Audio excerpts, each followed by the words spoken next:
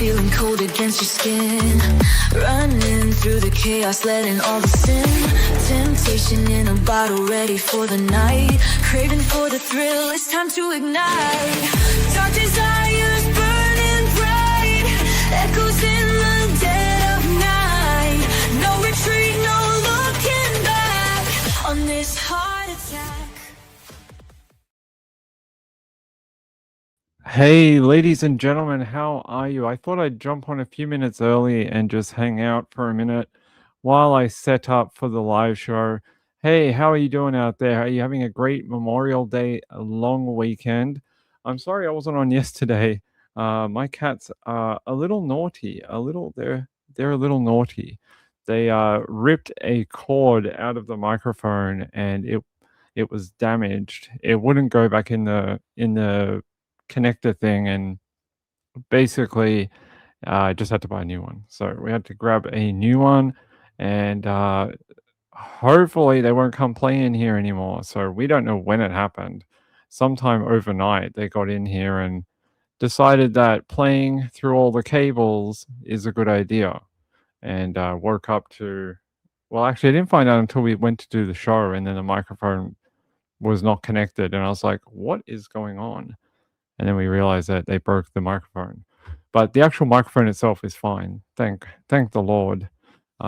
Yes. All right. Let me get set up. Hey, hope you're having a great. If you are a New York Knicks fan, you are having the time of your life this evening, because the New York Knicks, for the first time in 27 years, have qualified for the NBA Finals.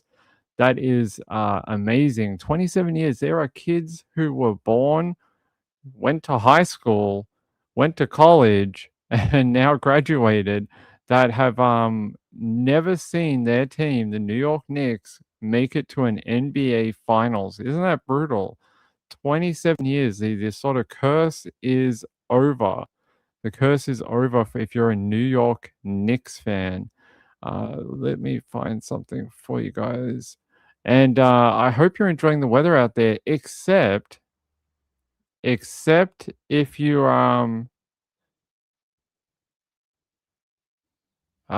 except if you are in Tennessee.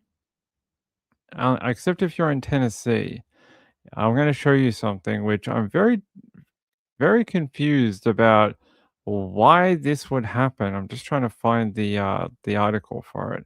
If you haven't seen this yet, I'm sure you will be confused too. Hold on, Tennessee.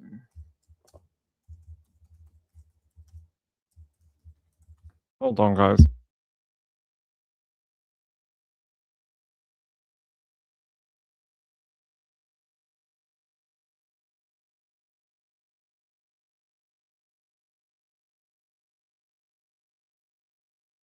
All right. Let me find it for you, because I've never seen anything like this. Yeah, where is it? Yes, here. Let me get set up. Hey guys, how you doing? Having a fun day? Can I get you a coffee? can I get you a bourbon? All right. Why would you do this to young people? Why would you do this to young people and their families and everyone who came out to see them graduate?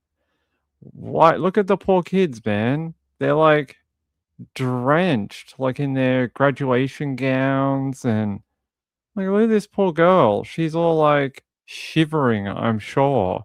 And everyone had to sit through this freaking deluge. Why? Is there no such thing as an indoor auditorium or something that they could have used? Like, I feel so bad for the kids. Like, why? It's really confusing. I really don't understand how or who thought this would be a good idea. Somebody went, yes, let's continue and not go inside. I'm sure this school probably has a hall. I'm sure they probably do. Yeah, I'm going to show you another one. It's just ridiculous. I can't believe that they had to do it. Look at this. They're walking by in puddles. Look at them waiting to get their like diploma and stuff. It's brutal. Could they not have moved it? Could it not have been another weekend? Could they not have like, you've got people in the crowd. Look in this back row. I don't know if you guys can see it properly. Yeah. Right here, like, you've got nanny and grandma and granddad and uncle and, like, people who are, a little older, and they're, like, in the drenching rain. Like, you've got yeah, it's just ridiculous. You got all, like, these older people, and I feel bad for them. I hope the school maybe opens up the field and they can come back and take some photos, and, it's a big moment for these kids. They work really hard to graduate. It was in Tennessee. It was in Williamson County at Centennial and Franklin High Schools. That is the graduation for that particular school.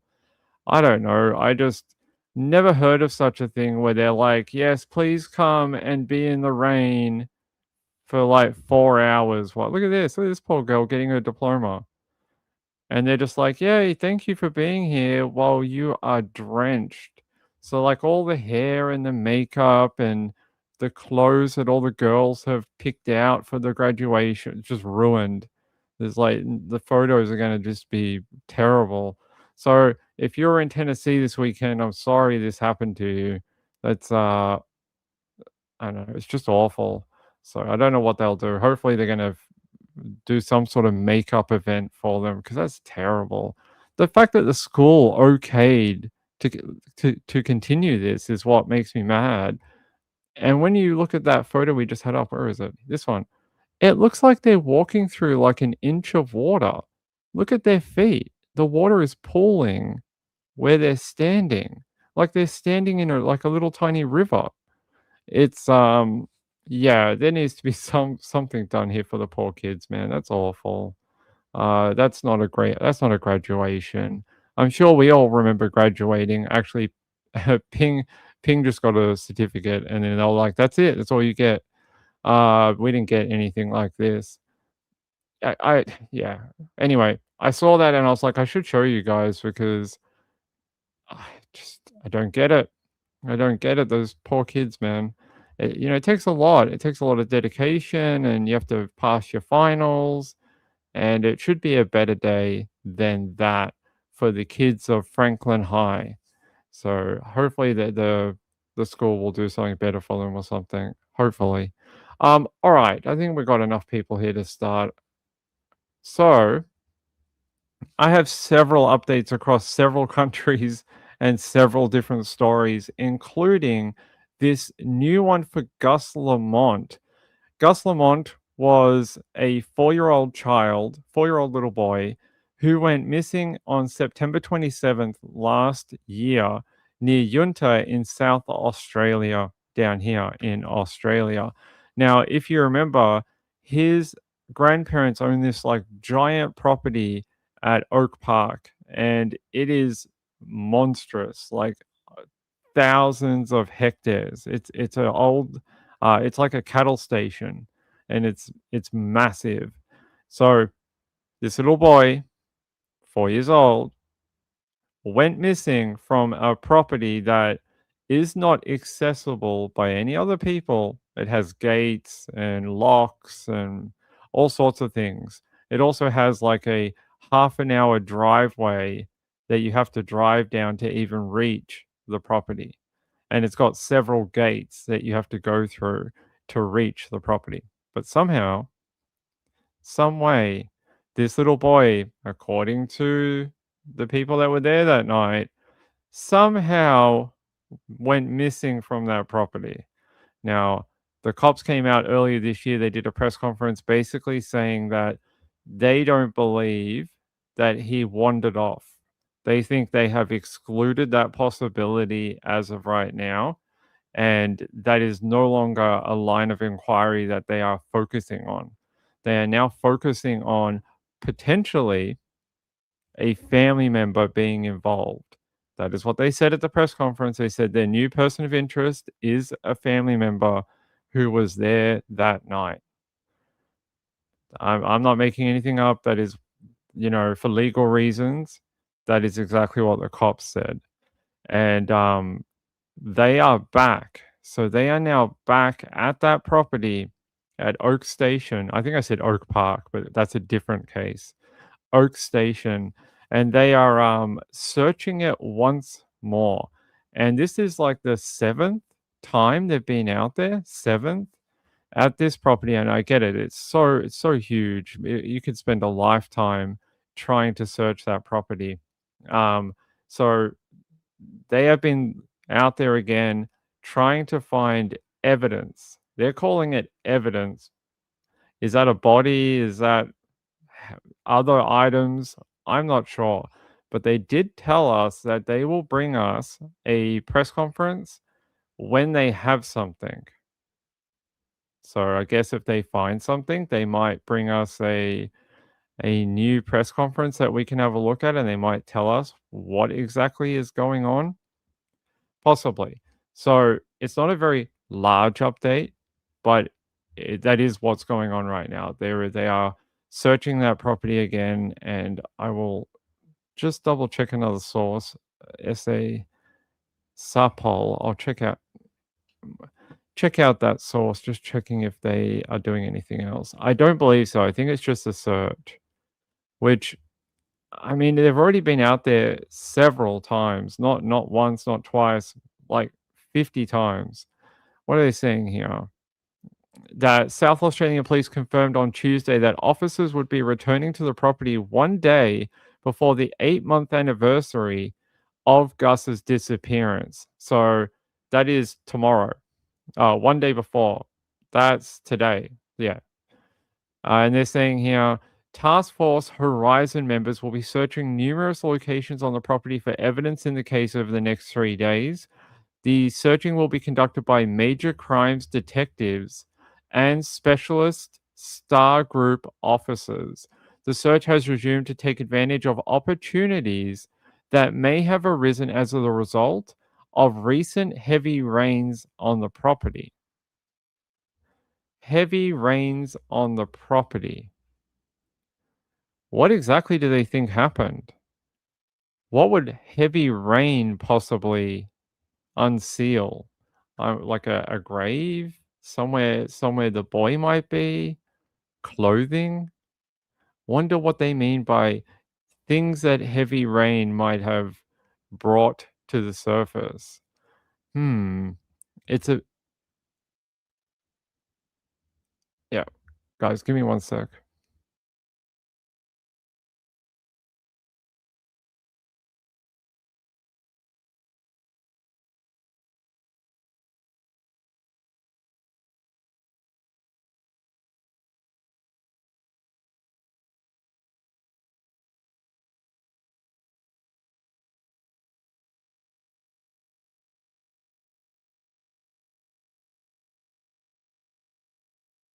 Alright, sorry about that. Uh Sweet Universe said, "Does it seem like he wandered off and died somehow?"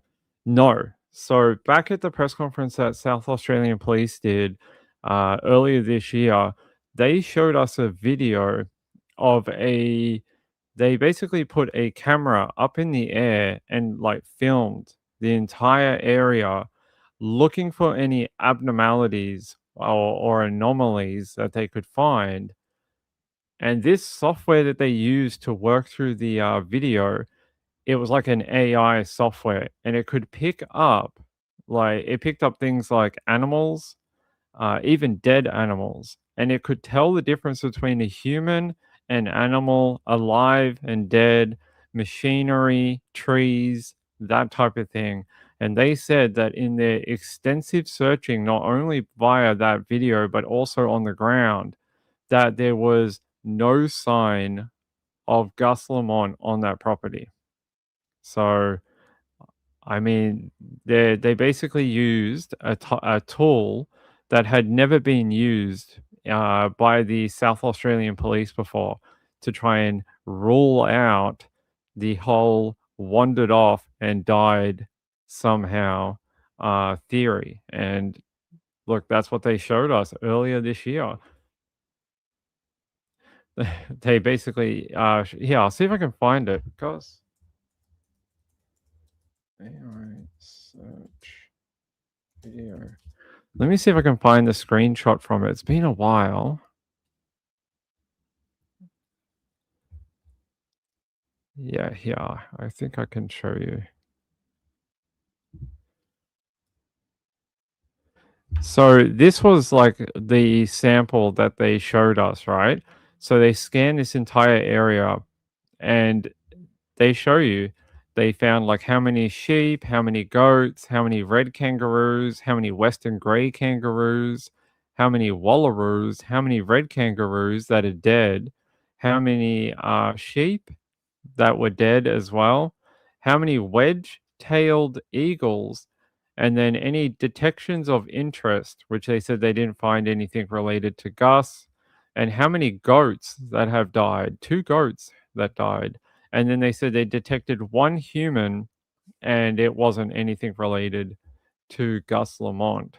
So they used this like real advanced technology to see if they could find Gus on the property at all. And after scanning through all this video and using it, they didn't find anything. And they didn't just do that; they also searched on the ground. So they searched on the ground, they searched in the air, they searched via AI. They've done everything, and they reckon they cannot find any evidence that he is out there somewhere. So Jill says, "No way on that no way on that big of a property. He's tiny." Well, they can detect a sheep or a goat. I mean, they're not very big either. I mean, they know exactly how many were there. So I think they could find a child if a kid was out there. Hey, good to see you. Good to see you. Good to see you guys. Let me see if I can give you anything else. I think that's probably it right now. Oh yeah, they also have this one. So they showed like the different search areas that they used. So the internal one was like a 5 kilometer one. I think that's the one they did via person. And then they did the red one, I think was via air. And then this one was the one they did via the video, the green one. And they searched this entire 15-kilometer radius. Yeah, it's crazy. It's the search areas that they're talking about are just massive.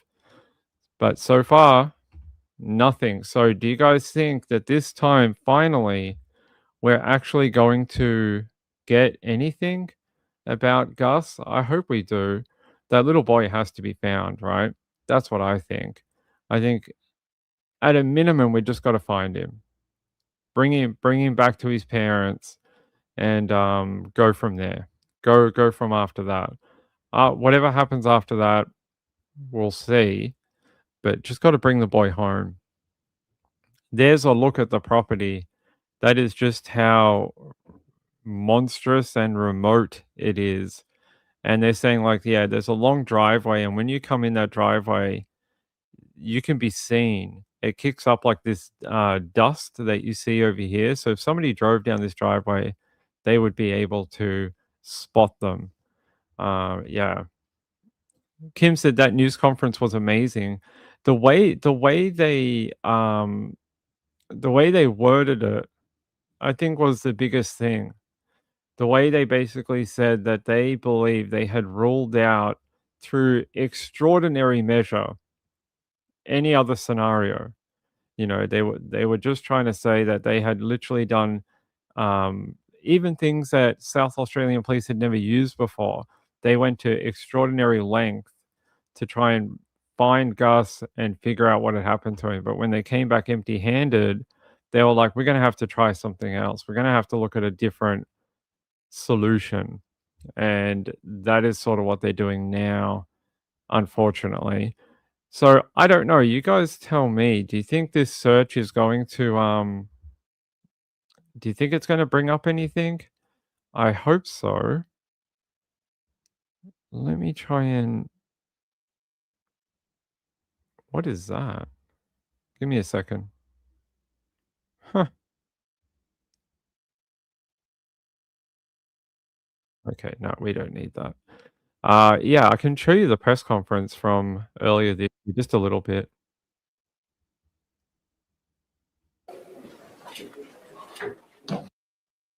Every police officer and civilian involved in the search for Gus. Detailed ground search to a radius of 5.47 kilometres out from Oak Park Station was conducted over several days. So I'd just like to show you what that is. So you'll see on the slide here, Oak Park Station in the middle and the thoroughly searched.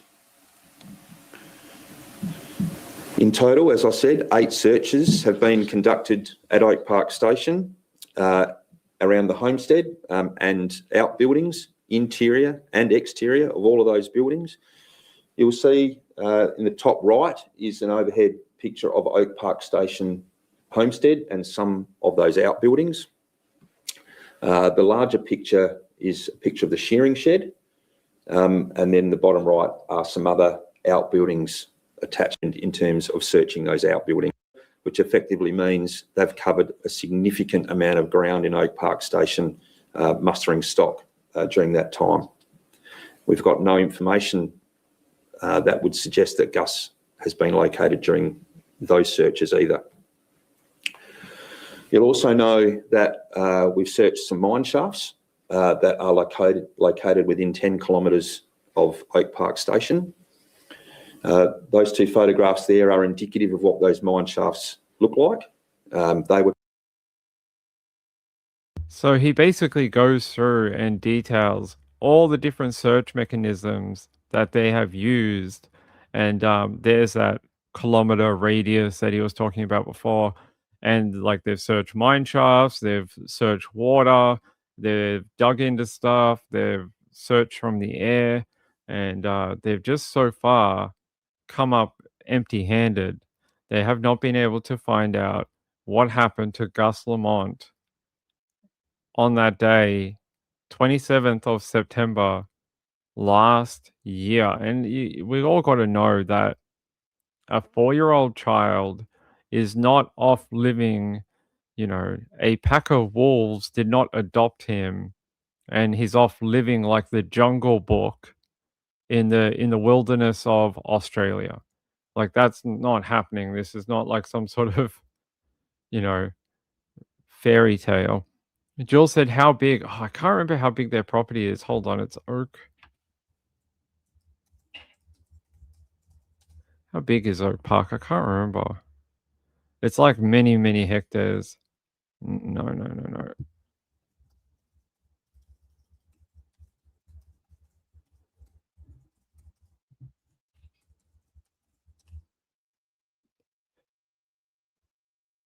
Okay.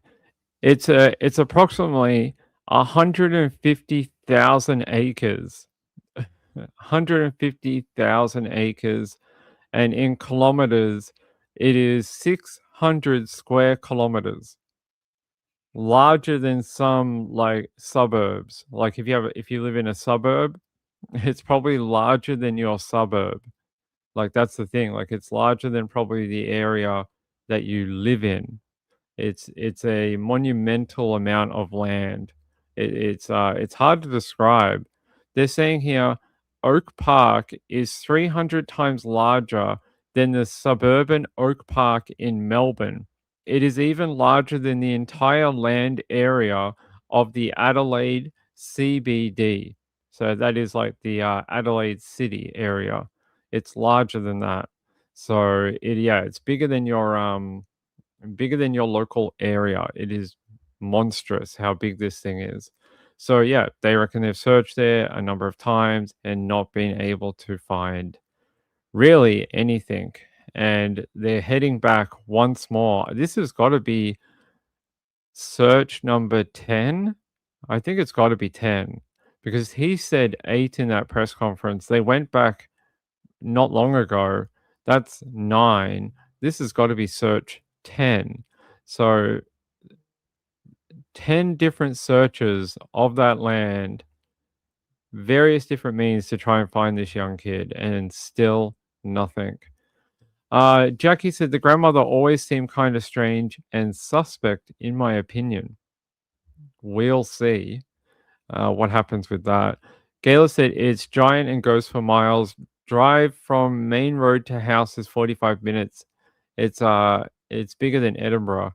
Yeah, it goes like that's what they were trying to explain in the press conference. You can't just sneak up on this property and abduct a child. It's not possible. Someone would have seen you driving, someone would have noticed a car. Even if you somehow took the kid and drove away, the people who noticed him gone would have seen that there was a car driving away from the property, and they didn't see anything like that. So yeah, a lot of problems with the story and all that type of thing. So that is your update. They are back there searching. They said we might get a press conference at some point. How long? Don't know. They're searching for 3 days, so maybe on Friday, Thursday or Friday, we might get an update, some sort of press conference about what are they looking for, what have they found, anything like that. But so far, no information as to what exactly, other than Gus himself, what are they looking for. So we'll see. I will bring it to you on Friday if we get a press conference. Missy said, so grateful they haven't given up. They've shown a lot of dedication. The cops in South Australia have poured assets and money and whatever they can to try and figure out what happened here. The thing we don't want happening is this. Hold on.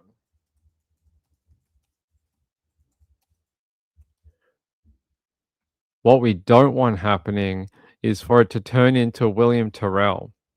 That is what we do not want. And let's hope it does not, because that is, here you go. This little boy went missing in 2011. He has never been located. And they are still trying to figure out what happened to little William. That was in New South Wales, though, not in South Australia. But very similar. Child playing out the front of his home, never seen again. And you think about it, he was so young. It's been, what is it, 15 years. Oh my god, really? He would be in high school now. Wait, no, he would have graduated high school. He would have already been going to college. And like, does that, I cannot believe that we're almost 20 years down the track. And like he would have been almost a grown up by now, and they still don't really know what happened to little William. So that's what we don't want happening with Gus Lamont. We do not want it turning into a William Terrell type case. That would be dreadful for everyone. Everyone. Doesn't matter who it is. No one wants that at all. So that is your update with that. We've got so many of the weird little updates today. I have another one out of Australia before we leave Australia for the day. There is a little bit on Desi Freeman, and there's some breaking news too that came out just before we went live. 2 men have been arrested by the Desi Freeman Task Force. Now, if you remember who this is, Desi Freeman shot and killed 2 cops doing a search warrant at his property, not his property, but where he lived in Papunka in Victoria back last year. And then they found him a few months ago in March. They found him hiding at a property right near the Victorian border, and he ended up getting into a sort of a shootout with police, and the police killed him, shot and killed him on that day in March. Now,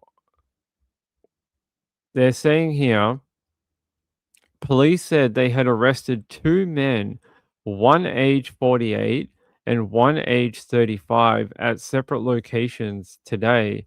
The pair will now be interviewed by police. They say the investigation remains ongoing, and as such, we are not in a position to provide further details at this immediate time. They have been looking into, is it possible that Desi Freeman had help? And that is what they're sort of trying to figure out. So when we hear about two people being arrested, thoughts go to maybe these were people that, aid and abetted him into getting into the north part of the country. So we'll see what happens with that. It's not a very big update on that one, but that did just happen. What else happened? Oh, there was an inquest started into the death of the two police officers that he shot. They are also doing an inquest into the death of Desi Freeman as well. One thing that we learned at the inquest yesterday was there were no body cameras when Desi Freeman was shot by police in March. None of the officers were wearing any cameras. So when there is no video. The other thing is that we sort of found out more about why the cops were visiting him that day. So the day that this all happened, the day that he ended up shooting the two cops, we found out why they were visiting, why they were there. And the reason is, well, we knew it was some sort of allegation about him. I'm trying to think of a way I can say it on YouTube, but basically him and a child. And then they're saying here, hundreds of CA files found on devices belonging to police killer Desi Freeman. Then you hear about the allegations that he had done something with a child, and it sort of put two and two together, right? So that came out at the inquest. I'm just trying to find out. Yeah. Detectives discovered the CA material in the aftermath of the August shooting when he shot the two police. They searched his devices, and that's what they found. Multiple law enforcement sources have since told the ABC the investigation into historical sex offenses included allegations of sexual exposure. He was also accused of um, trying to bring a child in to make CSAM material. That was one of the allegations. So that's what the cops were doing that day when they were trying to visit him on that property in Popunka. Yeah, basically he is a PDF file, allegedly, but they also found that material on his devices, and they were visiting him that day because of allegations made against him in regards to sexual offenses against a young person. So that is your update with that. We'll see what happens with these two people they have arrested, and we'll go from there. But yeah, at this point in time, that is your update into Desi Freeman. Okay, that is your Australia updates. We got through it. Congratulations, everyone. Congratulations. I want to go out to LA, and it's because I want to talk to you about what's going on with the tank out there. Here, LA.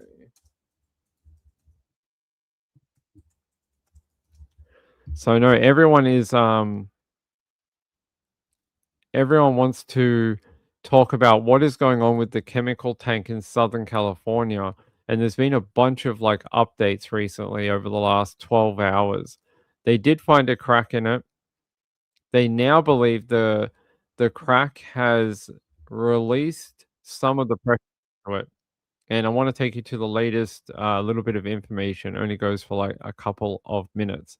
Then we'll talk about what's going to happen next. Okay.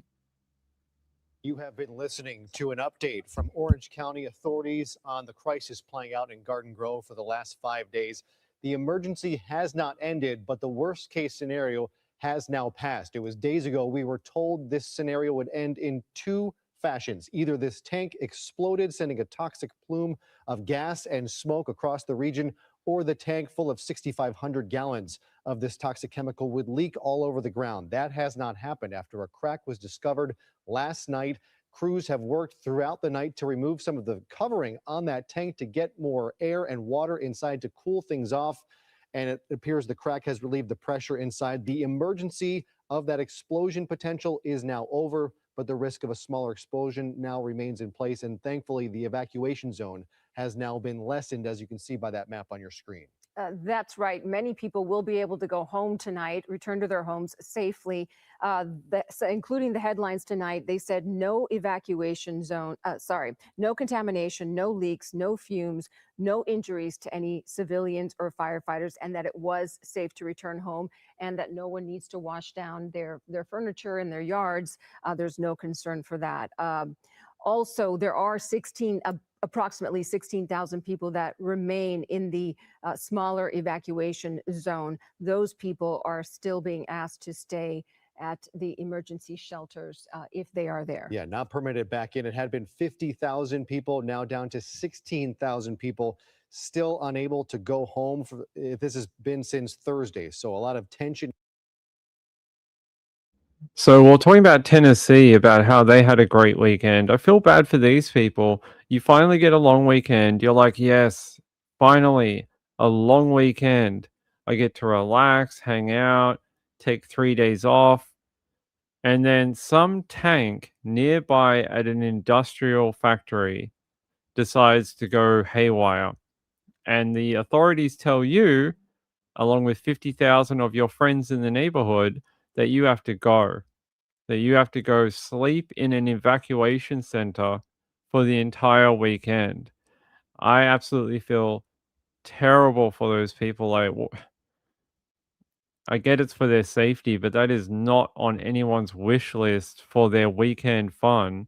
They're not like, you know what I'm going to do this Memorial Day long weekend? I'm going to go sleep at the local high school on a like army bed. That's what I'm going to do. So it is a good update, but you still got quite a swath of people. 1, 2, 3, 4, 5, 6, 7, 8, 9. So you got about 9 blocks or so surrounding the factory that still can't go home. Now, luckily, most of them are industrial. The ones that are in the blocks here, most of them are industrial, except for I think it's the 3 right on this edge, and maybe the 2 on the bottom right-hand corner. I think they're mostly residential. So it's smaller, and it's still a lot of people, right? Still a lot of people who, even with this good news, can't go home. That's horrible. You can't go home for how long? If this takes 2 weeks, can you not go home for 2 weeks? It's awful, these poor people. So some people's long weekend was not very fun, unfortunately. In the community about what they can do. The Orange County Fire Authority is monitoring the temperature in the tank right now. It had reached 100 degrees or more. The problem yesterday, once that temperature gauge hit 100 degrees, it topped out. The gauge only goes up to 100, so it could have been much higher than that, and no one would have known. But fortunately, today the temperature has begun to drop once again. It is now below 100 degrees. They'd like to have it at 50. That's where the cooling system had that tank at 50 degrees. That is the ideal temperature. That cooling system is not in place right now. That's why they're spraying the water on the tank. Yeah, I don't know if you can see it in these photos very well, but do you see all the things that are on the floor in this video right here? All these looks like sheets of material. This is what was surrounding the tank. This was the insulation layer, and now they've ripped it off, which is really good news, because trying to spray water at a tank that has thick insulation around it, it's not very efficient cooling. Now that they've taken that off, this tank should cool a lot faster. It should be a lot faster of a process now, hopefully. And if they can get it down under 50 degrees, I'm hoping that allows people to go home and they don't have to be stuck in a friggin' high school or high school hall for another another week or something. But yeah, they were able to rip it off, and now they're spraying water directly on that bare metal, and hopefully that'll do it. To try and cool this thing down, and it is working. The pressure has been relieved. The temperature is down. That affected area, the evacuation zone on the left, it has shrunk in size. What had been Ball to the north is now down to Orangewood Avenue to the north, Dale Street to the east, Garden Grove Boulevard to the south, and not to the west. And other things you should know about tonight. Garden Grove Boulevard now open fully to the east and west traffic, and all off and on ramps to the 22 freeway will remain open. We will, of course, continue to monitor and follow the developing situation in Garden Grove. But for now, that is the update from authorities in Orange County. Tune in. So there you go. I'm hoping that is it. I'm hoping that maybe they finally got on top of it. It's interesting that it wasn't really them. They didn't really do anything. It was the tank itself. It sort of cracked, and it reduced the threat of an explosion. So I'm hoping everyone's very thankful that it did not go kaboom. Yeah, I'm just going to go to NBC LA. I wonder if they have the map. That's what I'm looking for.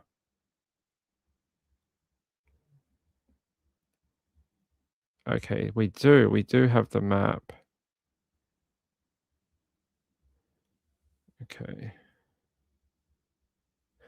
So that red line, I think, was the original area. Well, it has definitely shrunk. It's definitely not as large as it was, so that is good news. Still quite a large area. Should the tank do anything different to what they think it might do, and if it was going to go kaboom, still a lot of people. Still a lot of people whose lives are affected right now. The other interesting thing was, I don't know if you guys heard this, but did you guys hear that the DA's office has opened a file against this company? And they're actively asking people to call in if you know anything about, well, anything about this company. I find that very interesting that the DA is possibly pursuing legal charges against this manufacturer. So that was an interesting update. Let's have a look. I want to see if we can get something where we can show. Yes, there was also a federal declaration, emergency declaration made, and it means that people in that area can get more help, which is brilliant. Where are we saying? Where do we? I wanted to see if we can find. No, that's not what we want. I was trying to see if we could find the update for the federal thing. All right, let's go to NBC LA here.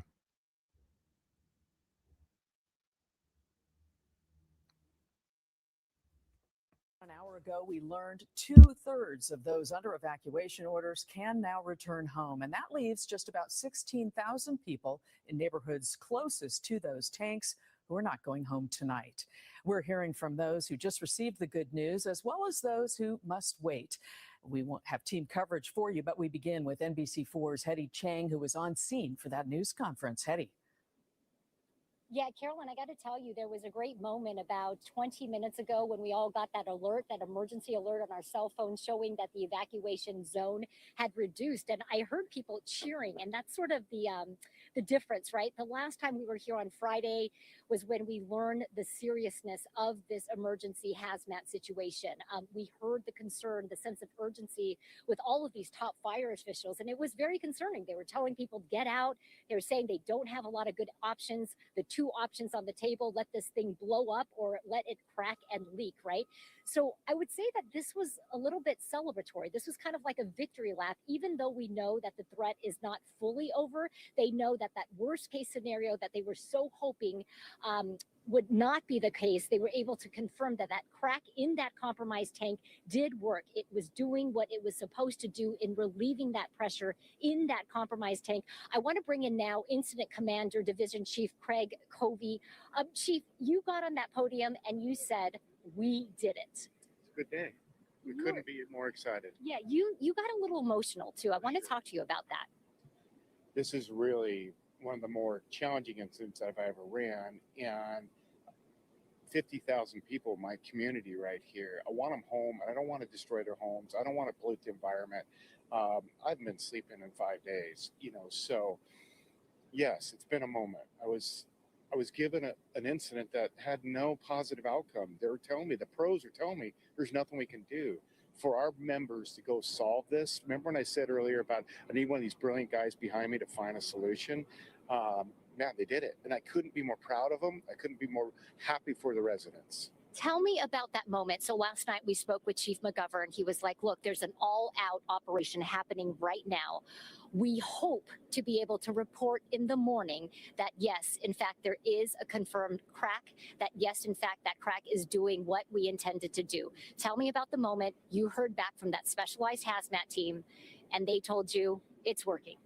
So I went downrange with them last night, obviously not into the immediate hazard zone where they were working, but I was at the forward operating base watching the live feed, listening to the radios, and the giant sigh I took when I got that intel back. Yes, there's a crack.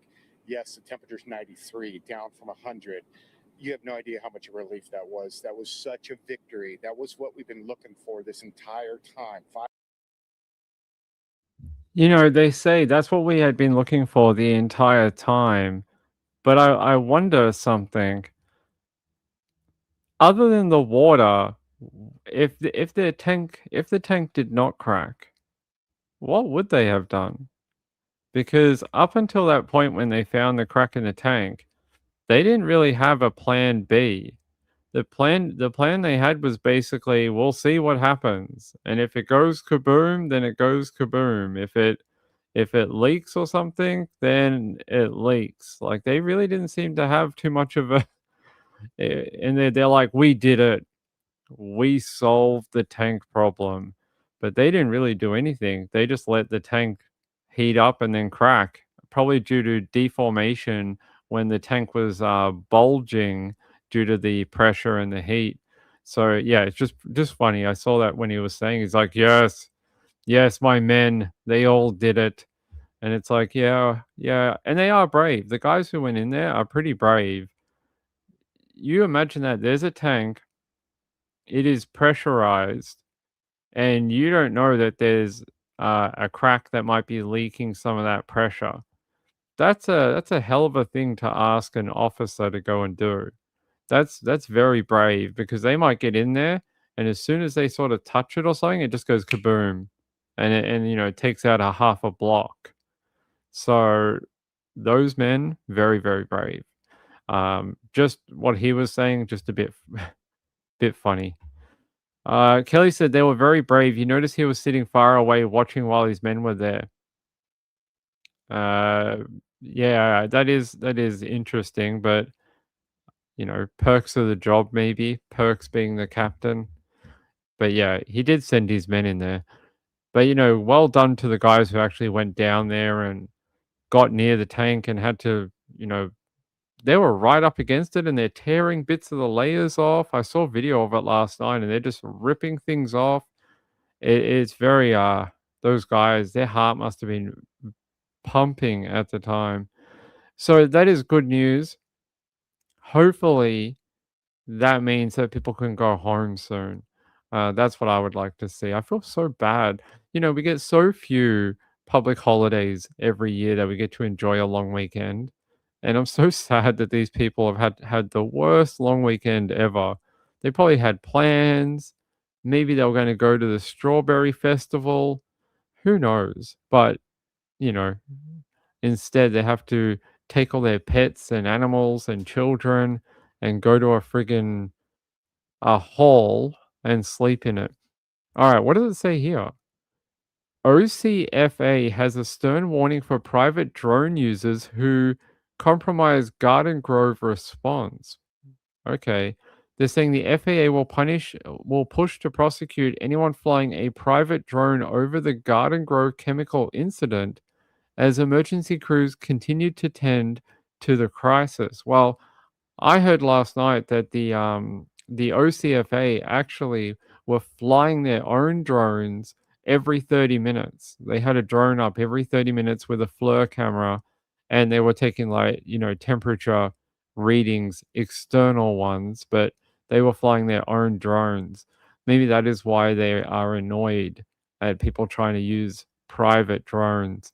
They're saying here a temporary flight restriction is in place over the affected area of Garden Grove until Tuesday, barring the use of private drones and aircraft at the scene. OCFA is asking the public to refrain from using their drone over the restricted area since it can interfere with their emergency response. They said when there are drones in the air, all of our drone operators have to land the drones for the safety of the drones to prevent it from being damaged. And when that happens, when it's landed, we no longer have surveillance on the firefighters, the hazmat team on the ground. So we lose that surveillance. We lose the thermal imaging capabilities. They lack all that intel they need to complete the operation. I wonder, did anyone actually do it? I wonder, did anyone actually fly a drone? They must have, because people are uh, like they're yelling at people about it.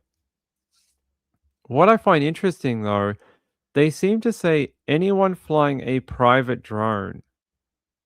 Does that include media?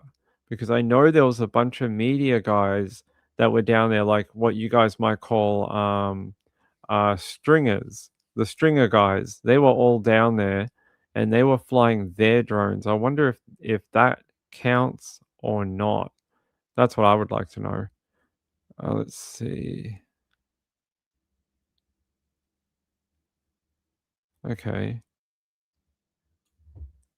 Let's see the drone thing. Oh, what? Apparently, according to NBCLA, the upload has not been made available in your country. They must think in Australia we don't have drones. That must be what it is. They're like those Australians. They would never understand. They don't know what drones are. Let me see. All right, ABC must be ABC 7. ABC 7. Let's see if they have an update about the drones. I'd like to know more about that, whether they actually caught someone flying a drone over it. Let's see. No, I don't see that. I'm not sure, but I find that interesting that they were pushing a restricted flight area. Not abnormal, but interesting. All right, what else they say here? Thousands of people in Garden Grove remain under evacuation orders due to the ongoing chemical tank crisis. Although authorities have eliminated the possibility of a devastating explosion, families have to spend another night, a fourth night, away from home. Brutal. An Elks Lodge spokesperson told NBC4 the facility is at capacity with 120 families, while many evacuees remain uncertain about how long they will be displaced. They're saying here there's an Elks Lodge in Garden Grove. Is that like one of those secret societies where sort of like a stonemason? They do like charity work and things like that? Oh, wow. How would you fit 120 families in here?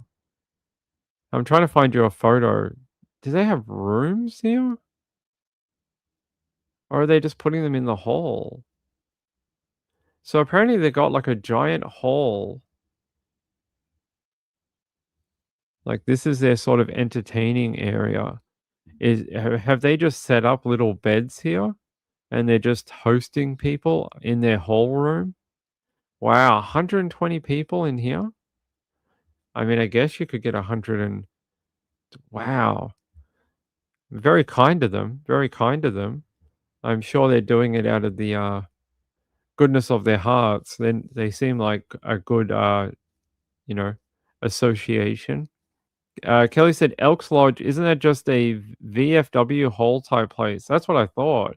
When they said they had families there, I was like, do they have rooms like a hotel or something? Because some families have been given hotel rooms. I read this yesterday that some families are in a hotel, some families are in the hall. So it seems to be like a bit of a some families are better off than others. Some are actually in like hotel rooms that are being paid for by the government. Let me see if I can find anything else about the Elks Lodge. It looks like it's just a giant hall. Yeah. Can I get this photo? I cannot. I was hoping to, yeah, here we go. Okay, they often have people with RVs often park in their car park, apparently. Yeah, I'll show you. It's not a great photo, but apparently in the Elks Lodge, they often have people pull up in their RVs and they got power and things like that that they can hook up to. So it seems like they're accustomed to having people come by and, stay or visit. Jill said they use schools, clubs anywhere on high ground. It's interesting. SPL said Elks Lodge, basically an event hall like the pick for weddings or birthday parties. Usually 150 to 200 persons max would be in there. They said 200 families. Hey, Colleen, how are you, my friend? Gail said they could use all the RVs that are parked near the track. Yeah, I know, right? All the RVs. We found out the other night that it's a rental. It's a rental space. So people who have an RV in LA who maybe can't have it because of the HOA or they just don't have the room, you can rent a spot at that place next to the facility. That's what that place is. It's for renting a car park basically, and you can put your RV there when you're not using it. If people don't know what we're talking about, I'll show you. Maybe some people don't remember.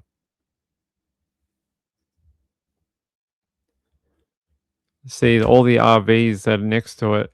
That would be a nightmare to try and set up though, Gala, because each one is owned by a different private individual. It's not owned by a company, so trying to get the permission to try and, do that, I don't think would be very easy. I think that would be a nightmare trying to contact like 1,000 different RV owners and being like, "Can we use your RV? We have families who need to," and they probably wouldn't want them that close either.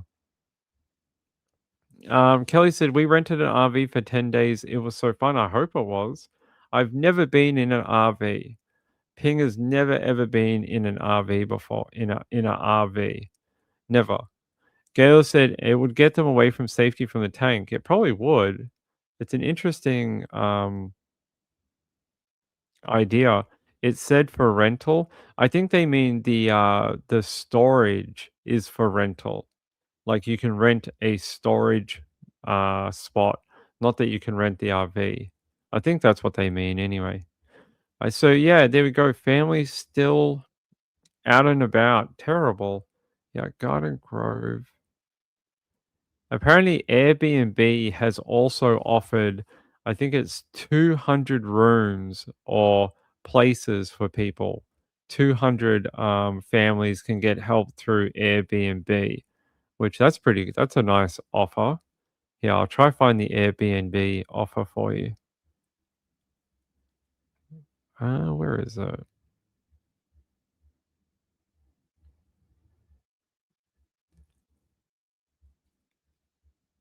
No. Apparently, I'm making stuff up. No, no, no. There is, there is. I'm just trying to find the update for you.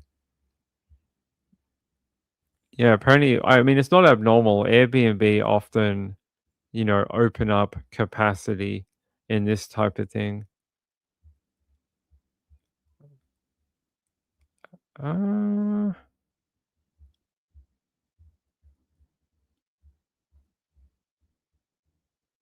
okay. Now I can't find it. I'll have to look it up. Airbnb.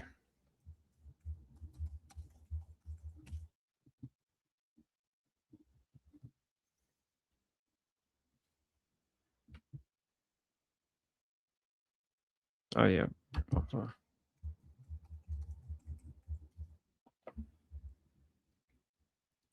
So they offered, what did they offer? How much can you, what would you get? Yeah, let's see what assistance people can get. Ah, okay. Says here that Uber are offering free rides capped at $40 to people who need to get somewhere from Orange County. And what else are they saying? 24-hour Fitness is also offering evacuees access to restrooms, showers, and air-conditioned spaces where they can charge their phone. Planet Fitness and LA Fitness are also offering and opening their doors to impacted residents.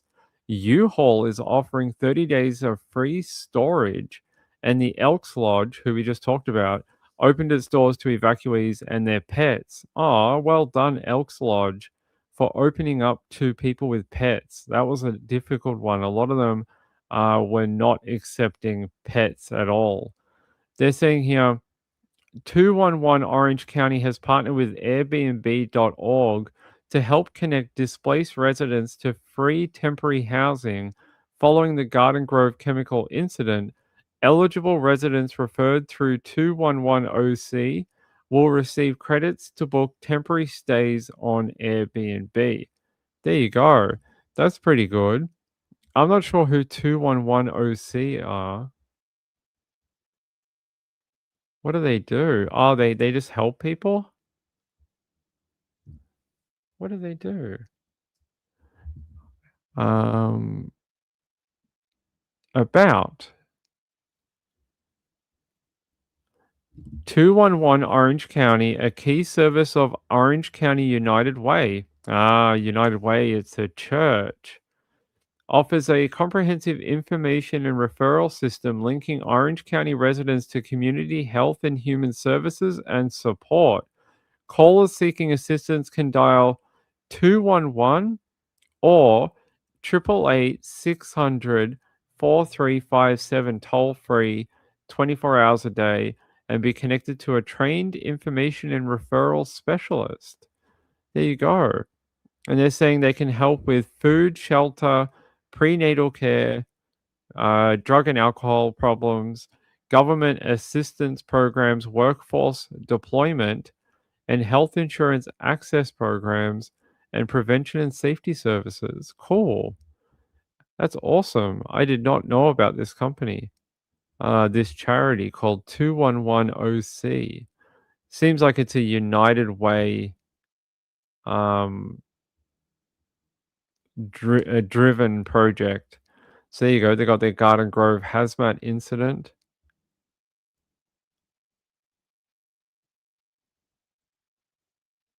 Okay, what are they saying? Garden Grove hazmat. Ah, these are all the different shelters. Wow, look how many are full. Freedom Hall, full. Golden West College, full. John F. Kennedy High School, full. Los Alamitos High School, full. Los Amigos High School, full. Ocean View High School, full. And Savannah High School, also full. But if you need an RV, Orange County Fairgrounds has space available, and they have only 25 with hookups and 75 without.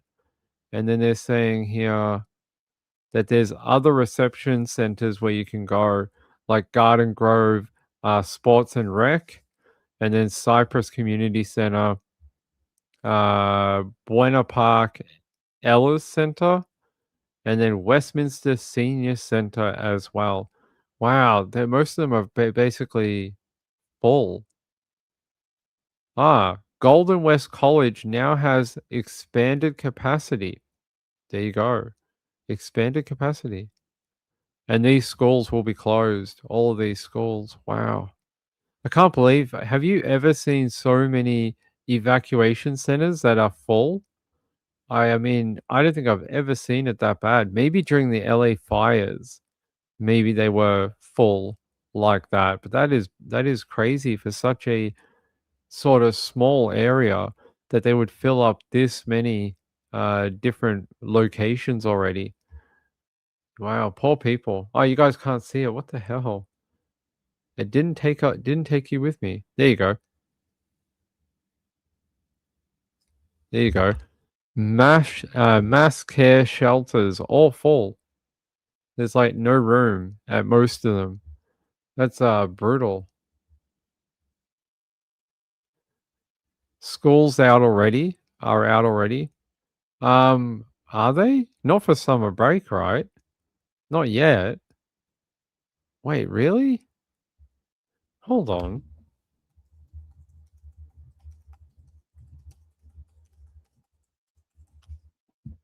It can't be yet. Oh, really? Okay, apparently, yes. Apparently, summer break has already begun. It started in mid-May and will go until late June. Okay. Oh, no. It starts between mid-May and late June, depending on where you are in the US. And then it ends in mid-August or early September when the new school year gets underway. So yeah, late August, early September, they start their new year of school. So there you go. I don't know who would go on. Maybe the seniors. Do you reckon it's like the year 11 and 12 people that probably finish in mid-May because they've already done their exams and graduation. So I would think it would be the probably the seniors who finish up early, and then the other students probably maybe finish up between now and the middle of June. That's what I would think anyway. It's all school here. Kelly said most of the West Coast is mid to end May, and then the East Coast is first week of June. I would have just figured it was the seniors because they already sort of finished all their exam work early, and they'd be out. Kelly said they all get out around the same time. Really, grade school, even that young. Wow. My son's graduation from university isn't until July. Oh, if you're in Tennessee, you already get your graduation in the rain. SPL said private schools are out now in Montana. It's weird. Why do you guys have such a disparity between, like, if you're on the West Coast or the East Coast? I mean, in Australia, there is a 1 week difference down here between Victoria and New South Wales. And I heard the reason they do that is so that the airports are not always as busy, because if you put both states out on school holidays at the same time, the airports get overrun from people traveling, and I don't know if that's true, but that is what that's what they used to tell people, that it's so that people can travel and not get smashed by, like, you know, 1,000 different families wanting to travel. But yeah, I think it's Victoria goes first, and then New South Wales goes a week after we do. So if you're in high school or primary school, Victorians tend to get off earlier than New South Wales. But it's only 1 week, not a month. It's due to the seasons. I Hear Morning said, I'm on the West Coast. My grandson gets out in mid-June, but seniors are out now. Yeah, I Hear Mornings. That's how I thought it would work. And I just thought it was probably because they got nothing else to do. They're basically done. They're finished. Gail said there's a few weeks difference from Scotland and England. The airfares go way up as soon as the holidays start. Okay. So it seems to be something they do around the world. Actually, why do they do that? Some freaks say when to start. And why is it different in different areas? Let's have a look.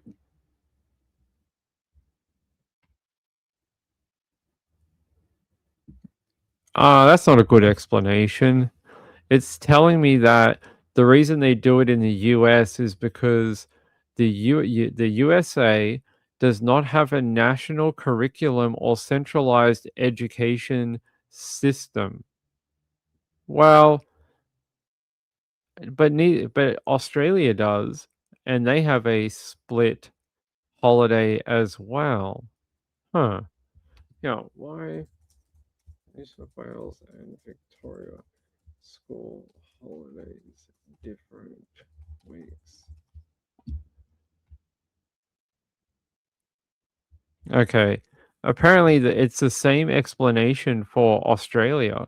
School holidays differ between New South Wales and Victoria because education is managed by individual state governments rather than nationally. Hmm.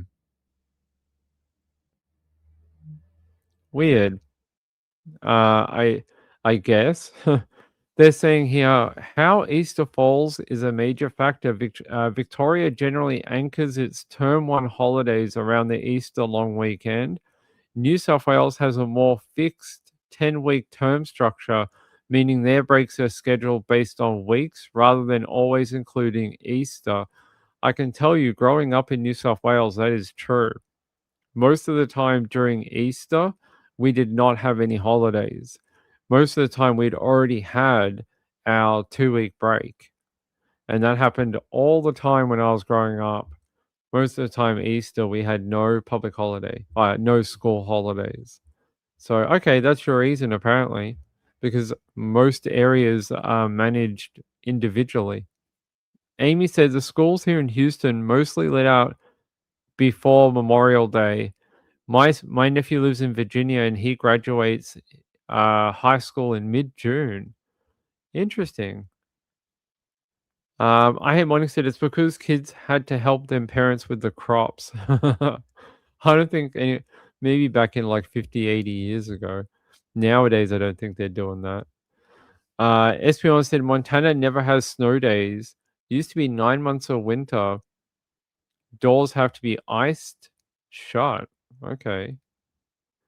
Um, Colleen said, oh, I didn't see that. Let's have a look. Where's Jules? Jules said, I remember that school didn't start till tobacco was in the barn. You know, I did hear that in some communities, if you come from a farming community, that your schooling sometimes is based around the harvest. So when they harvest the crops, sometimes they would have the school holiday then, so that they could help out with that. Yeah, it's true. That's true. I read about this that in some places they do that, and it's so the kids can go and help. So I laughed at I can't remember who it was, someone about it, but it's actually true. They actually do it. I hate mornings. I hate mornings said, yep, still happening among many of my family members. Yeah, sometimes they do that, and it's so the kids can go and help the parents and do the harvest. SP1 said it's true. The kids that harvest around here got days off, but the rest of us, nope. None for you, SP Mama. Amy said, I live in a suburb of Houston. Amy, do you like when we do the Houston stories for you? You know, my friend DJ was just telling me that there was another body found in a bayou like a week or so ago. So the Houston serial killer is alive and well. There is another body found in a bayou. North Zero. Yes. North Zero. Head north and go zero. All right. Let me see what else I have for you. I think that's about it for the tank. Hopefully over the next coming days that eviction area or evacuation area will get smaller and smaller, and then people will be allowed to go home. Sounds like a bunch of people have already been allowed to go home, which is great. They need to be able to go home. Hey, especially during the work week. Like the work week will start tomorrow for a lot of people, and it's great that they can finally get to go home. Let's see. Oh, there was an update only like an hour ago. Okay, let's go to the update. What are they going to tell us? 50,000 people have been out of their homes since the end of last week. For the Orange County Fire Authority. On behalf of the 9 Unified Command agencies, the Orange County Fire Authority, Anaheim Fire Department, Garden Grove Police Department, Orange County Sheriff's Department, Anaheim Police Department, Cypress Police Department, Westminster Police Department, the Environmental Protection Agency, and the Orange County Healthcare Agency, in addition to the many assisting agencies, we appreciate you all being here tonight. For updated information, please continue to follow OC Fire Authority on X. Additionally, a public information hotline has been established, and the number is 714-628-7085. Tonight, there will be 9 speakers with a brief time for questions afterwards. Today's speakers are Orange County Fire Authority Interim Fire Chief TJ McGovern.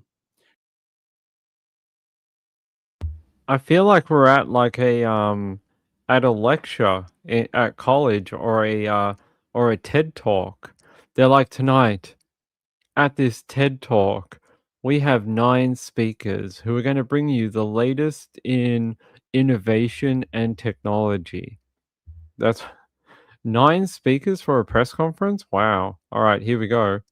Garden Grove Police Chief Amir El Farah. Orange County Fire Authority Division Chief and Incident Commander Craig Covey. Thank you all for being here for this important message. You know, early on in this incident, it started with us being advised that there are no options and nothing we can do. Basically, it was going to be a major explosion, which we've been referring to as a BLEVE or a catastrophic spill. That message did not resonate with the firefighters and first responders. We knew we had to come up with a plan. That's what we do. We look at these incidents and we come up with a plan.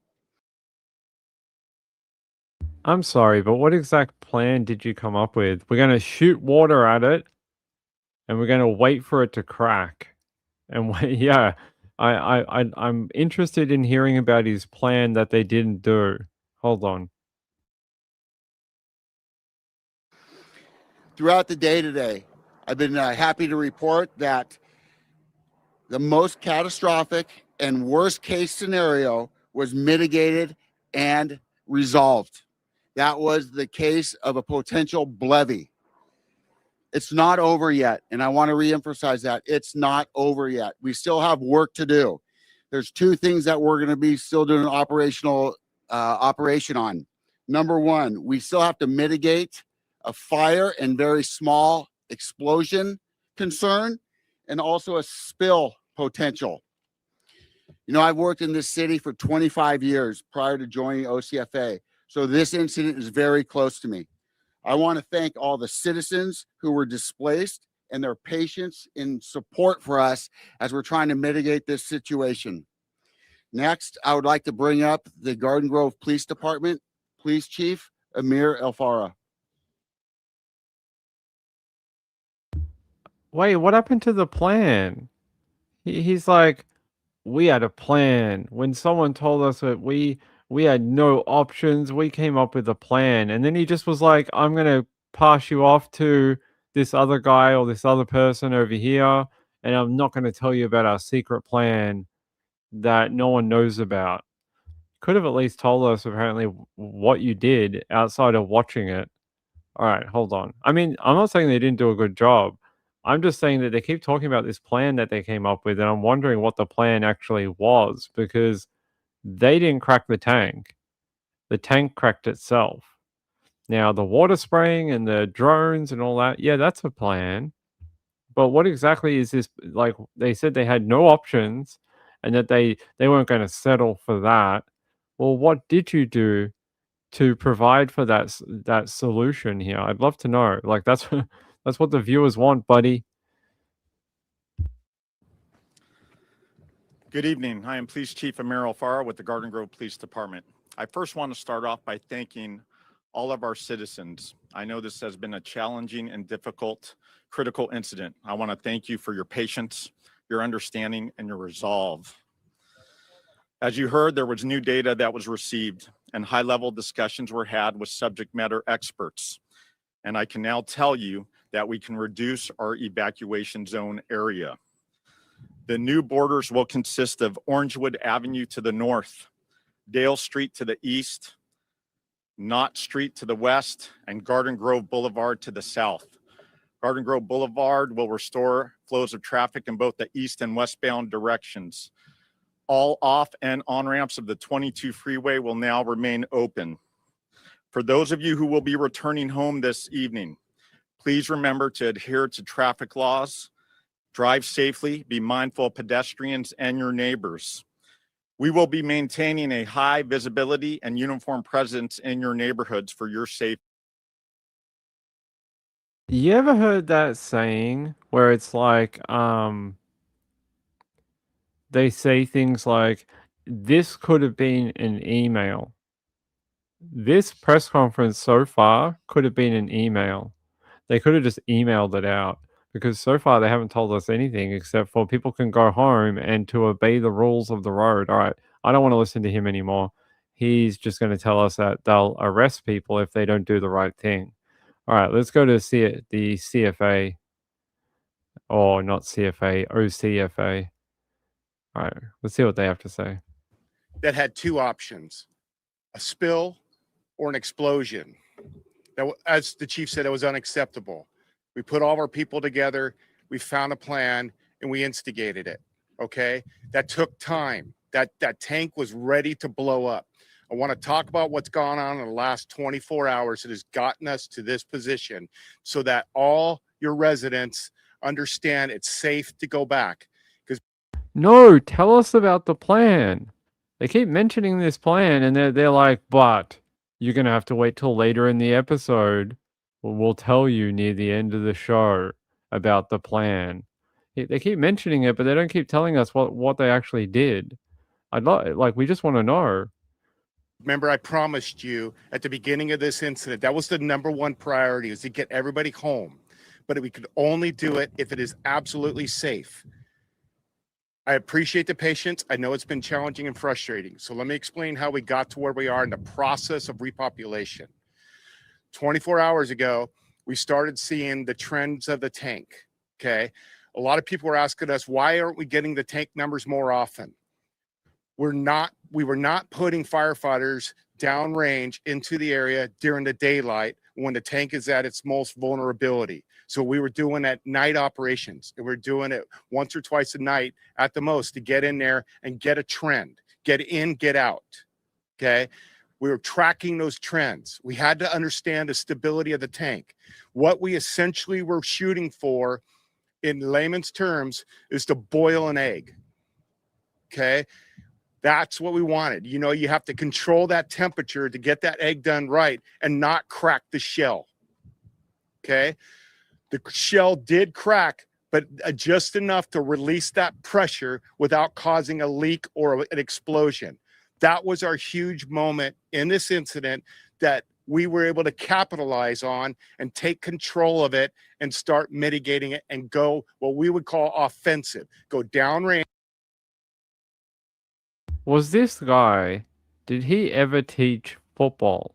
Was he ever a high school football coach? Because that is exactly what he sounds like. He sounds like a coach at a football press conference, and they just talk like all sorts of rubbish and like fancy words when they're like sort of what he's doing. But he's basically saying that it was always the plan to pour cool water on the tank and hope that it would crack slightly. Well, I think the plan was to boil it dry and then hope that they could cool it down, but it did crack and it didn't explode. But yeah, his analogy of a boiling an egg tells me that they were hoping eventually it would run dry. Basically, it would dry out and it would be done. So, all right, let's go.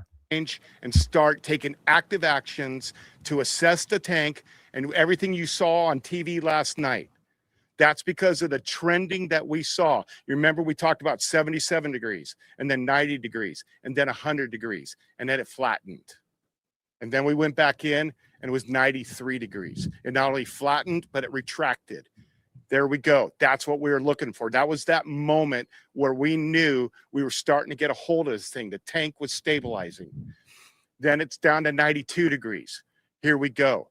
We took off all the sides of it. You saw those guys working so hard last night, taking off all the weather and insulation on the side so that the water can directly impact the tank and be more efficient at cooling it and continuing that. That's like that egg when you take off all the shell on the outside. That's what we did last night.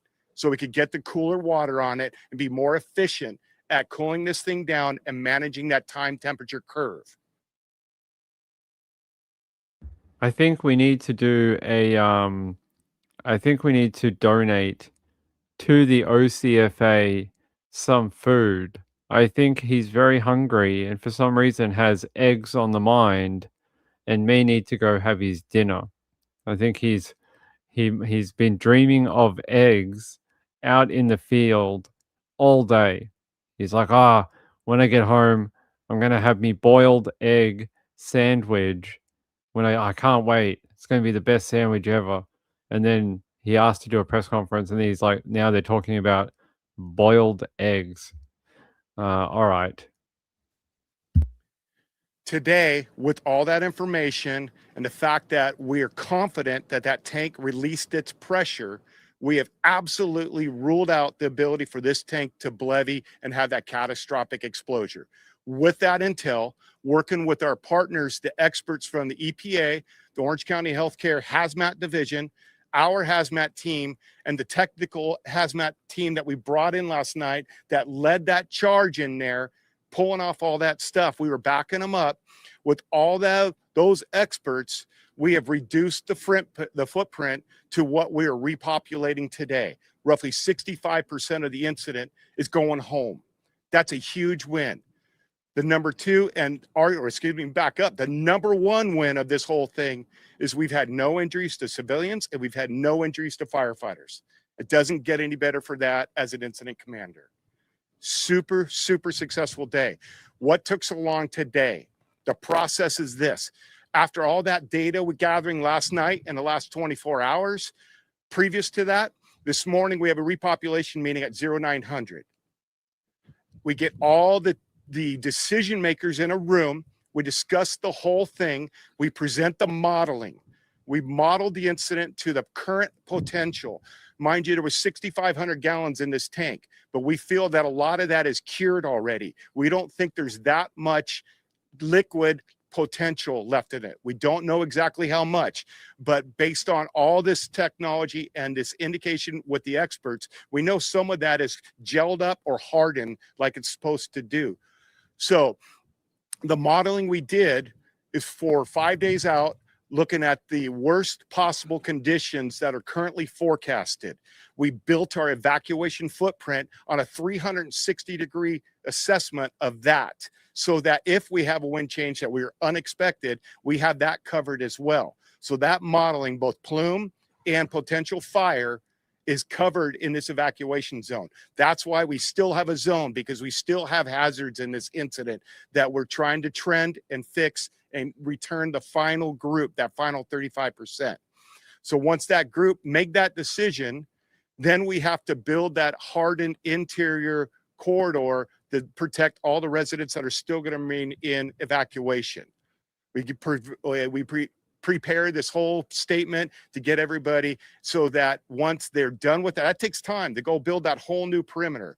Once we got that done, we timed it with this so that there was no delay in getting the folks home. They've gotten the messages, it's coming out, and we're going to get them home as soon as possible today. Now, the priority left is keep our firefighters safe and get that final group home. I'm very, very optimistic moving forward that we're going to continue with the success, that everything is stabilizing, and we're going to get them home as soon as possible. No timeline on those final people, that final grouping on that map. Yeah, interesting that he wouldn't provide that. Like, do they think it's going to be a day or two, 5 days, a year? No update on that. But yeah, he's pretty intense, this guy. I thought he was going to start yelling like Jerry, Jerry, Jerry. I thought it was like an episode of Jerry Springer. He's he's very emotive. Montana said, now what do they do with all the stuff in the busted tank? I would say there's probably a way to dispose of it, and I'm guessing that's probably what they'll do eventually when it, because that's the thing, it was a liquid at one point, and when he's talking about boiling an egg, it's because they were hoping it would run dry. So like when you're boiling on your stove, and if you have a pot of water and you leave it for too long, it eventually evaporates and you end up with a dry pot. That's what they were hoping for here. Eventually, the liquid would boil off and then turn to a hard plastic, basically, and there would be no more liquid in the tank. Then they could really cool it down. They'd probably cut it open and remove the chemical, because the chemical turns to a solid. That's what they were waiting on, I'm guessing, for it to go from liquid to solid. And they're saying that they think that's what's happened now. It's like that. Kelly said, where does the egg come in? The tank is the egg. Yeah, I'm guessing the tank is the egg, and it's like boiling dry an egg, I guess. Like inside an egg's normally liquid, and when you boil an egg, it becomes a solid, and that's probably what they were doing here, trying to get it to turn to that solid material so you have no more liquid. Yeah, I know, the egg. Someone's going to make like a press conference, and they're going to take his head and they're going to turn it into an egg, and they're going to like draw like a little face on it with like some eyebrows, and someone's going to upload that to like TikTok or something, and it's going to be like the Eggman. Kelly said, I think they are on BS. I still am waiting to hear about this plan. The plan is not, they haven't really told us a plan as such. They've just told us reactionary things they've done. So they have reacted to a situation, and that's what, like, there's no forward thinking as such. It's just they've like, oh, this happened, so we did this. It's not a lot of like, what would happen if it didn't crack? Were you just going to keep trying to boil it dry? Is that sort of was that the plan? I wonder if that was it. They were just going to wait. It was a waiting game, possibly. All right, I don't want to listen to this guy anymore. Let's go to this guy. Who's he? Let's listen to this one. Good afternoon, everyone. My name is Chris Myers. I am a federal on-scene coordinator with the United States Environmental Protection Agency Region 9 Emergency Response. EPA was involved in this incident at the request of Orange County Healthcare Agency. We have been providing air monitoring support and have over 20 real-time instruments, air monitoring instruments located throughout the evacuation zone and in the community. All of the air monitoring instrumentation that we've been operating has been operating 24 hours a day, around the clock, and there have been no exceedances detected throughout the duration of the incident. Federal, state, and local agencies are aligned in their commitment to public safety. Air monitoring will continue throughout the cleanup process as well, not just so post-incident, these operations will continue as well. Thank you. Good afternoon. My name is Dr. Regina Chinsky-Okwong. I otherwise go by Dr. CK. I'm your county health officer from the Orange County Healthcare Agency. I really want to say thank you to all of you, especially those who have been displaced, and all the organizations who have been supporting all those who have been displaced in the shelters. Thank you so much. And to all of our partner agencies who have made this successful. But the work is not over yet. There's still some things that we need to work through. We need to make sure it's still safe. And that's why we have a new evacuation zone. I want to reassure everyone who is outside of the new evacuation zone that when you go home, you can feel safe. There was no contamination. There were no fumes. There were no vapors that came from this incident. There was no leak.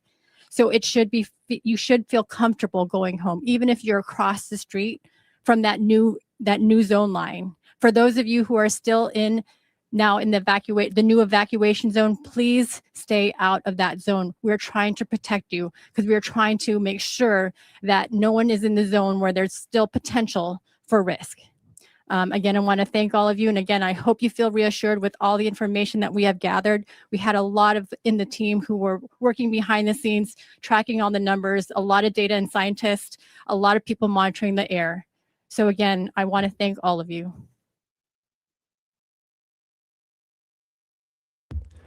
I don't know, like she's very clever. I saw her in a bunch of interviews over the last 3 days. She's a very clever lady, Dr. CK. But I just did everyone need to speak here? Could they not have just read like one joint statement? Did they need to have a 9-person press conference? It could have just been one joint statement with everyone's name at the bottom and said, "This is what we think. This is what we think, is going to happen. This is what we want to say." Instead, we got a 9-person press conference where they came on just to say, "We just want to thank the people, all the evacuation people. We just want to thank them." Yeah. All right, who we On got? behalf of the OCFA Board of Directors, I want to express gratitude to our firefighters, law enforcement personnel, technical experts, partner agencies, and support teams who have been working tirelessly on this incident around the clock. This has been a complex situation, and I could not be more proud of all of the professionalism and teamwork displayed over the past several days. Public safety remains our top priority, and we truly appreciate the patience and support from the community. Thank you.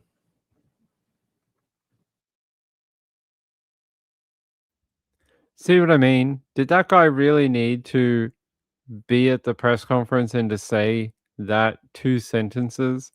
It's a lot of back padding and stuff like that. I'm gonna leave it there. I don't want to listen to any more of them. We know what's happening. They reduced the zone. The tank cracked. There's no more massive risk of a major explosion now, and they're hoping to get people home soon. All right, board of directors. Yeah, like a board of directors. Montana said they're merely trying to calm panic. I don't believe them. I want to know more about the environmental. They said there's no fumes. We saw the fumes coming out of that tank. So how can you say there's no fumes? We saw it on the camera. That doesn't just go into the atmosphere. Like, what happened with that? So, yeah, no contamination, no fumes, no leak. You have a crack in the tank. You're saying it's reducing pressure, which means something came out of the crack. Sounds funny to say, but it did. Something must have come out of that. So where's the fumes from that? Did they contaminate the air at all? I know they said they had probes and sensors checking the air, but you never know. Yeah, claiming nothing to see here. We'll find out. We'll probably find out in like a year, and they're like, "Oh, it destroyed all the local rivers. All the local rivers were full of chemicals for like 12 months, probably." People are asking about something in Montana.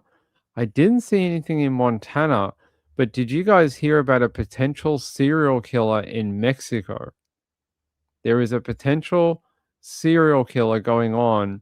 You remember last year, was it last year or this year, where they had that big, it was like a public shooting when a top cartel guy died, and then the cartel went crazy and were like setting fires and like shooting people and shooting cops, and it all went down when they killed this one cartel guy.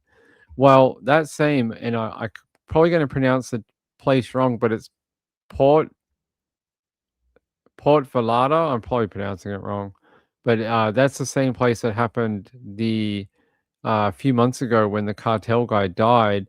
They're saying there's a possible serial killer in the same area, and that multiple women have gone missing, and they've found them later on, like in parts, like dismembered. And they're saying now this is like the 3rd or 4th woman they've found, and maybe there is maybe a serial killer in Mexico right now.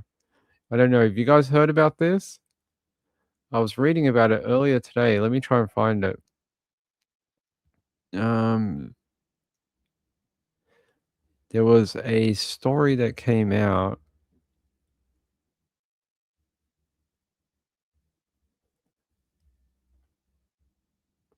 No, that's not it. Yeah. Paradise loved by Americans is rocked by serial killer investigation as 3 women are murdered weeks apart. Yeah, police in the what? How do you pronounce this? Ping's Mexican pronunciation is terrible. Let me see.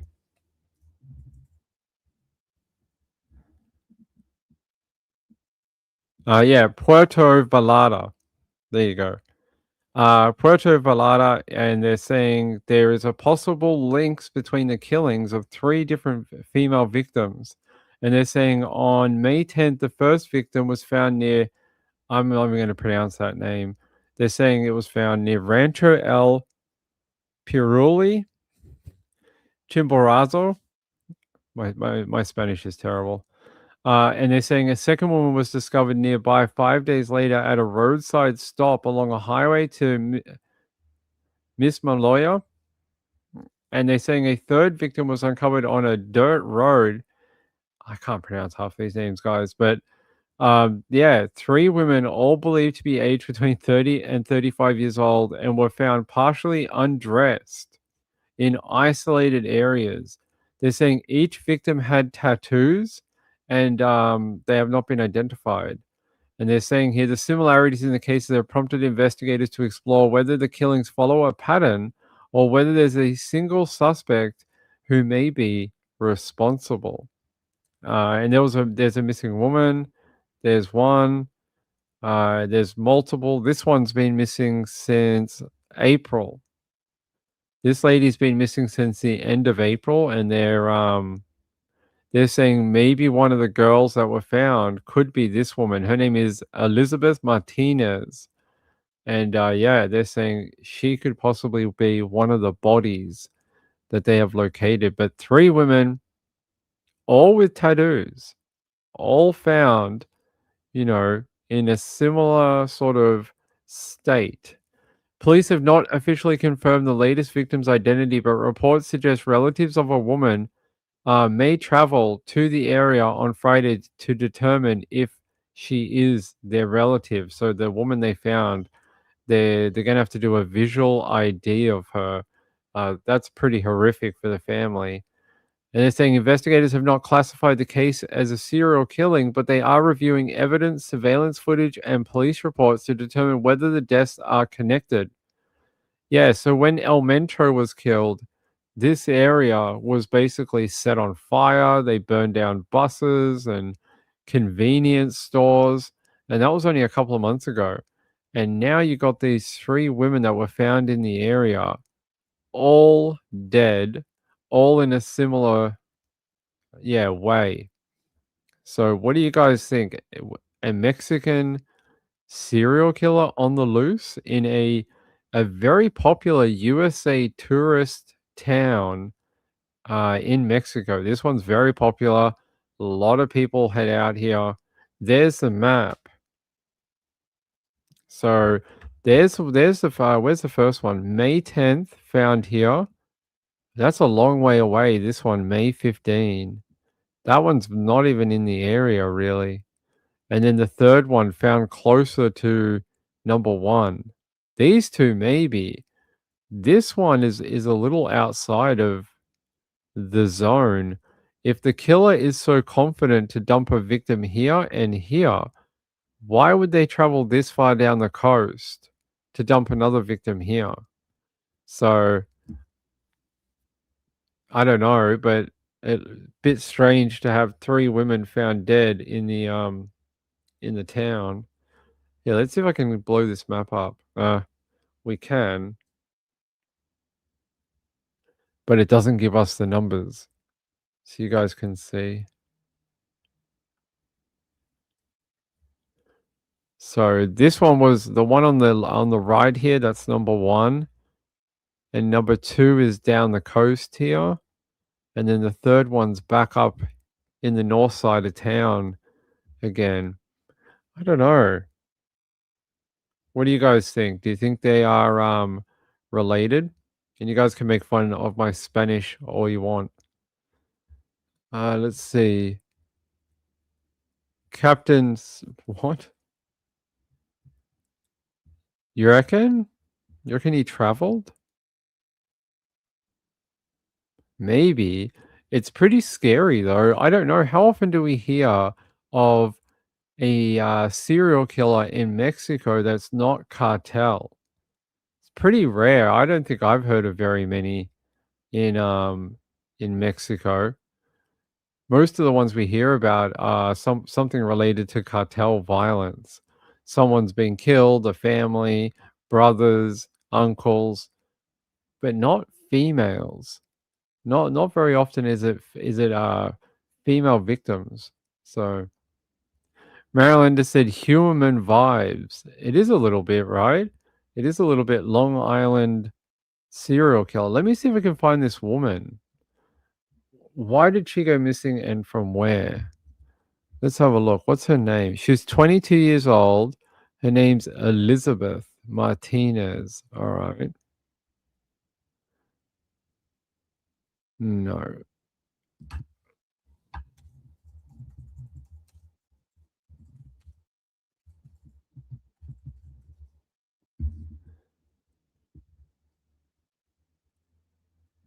See if we can find anything. I can't find a lot about her.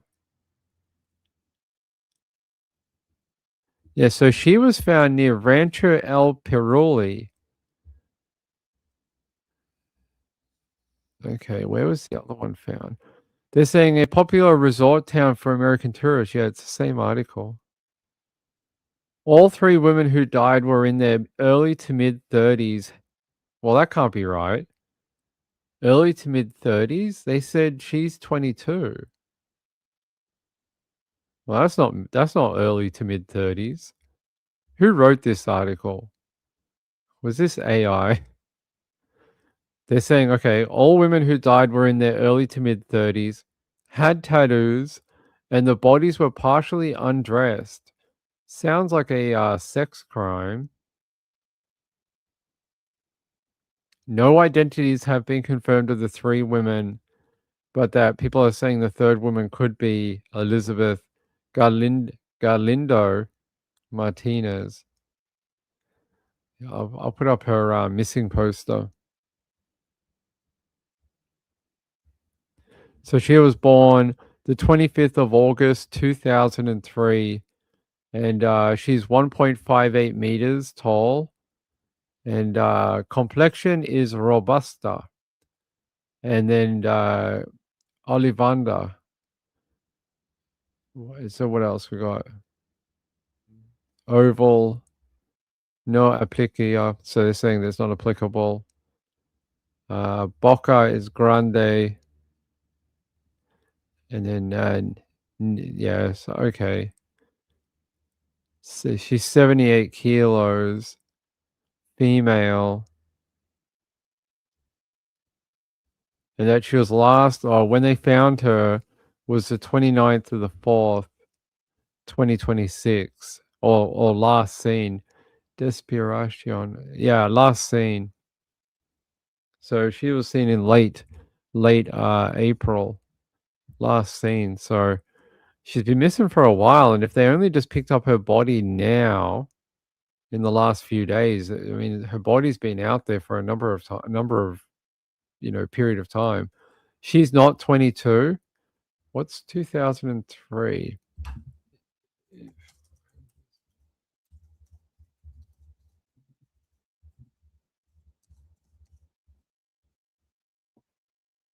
They're saying that she's 23 years old. She'd be 23 this year. I know what you're saying, because I don't think she looks 23 either.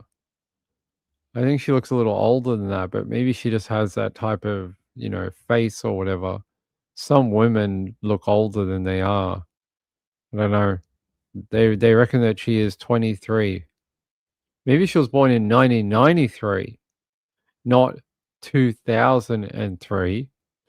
Because, yeah, the other article says all three women were in their early 30s. She looks like she might be in her early 30s, but her dated birthday is 2003, which makes her 23. Uh, hmm.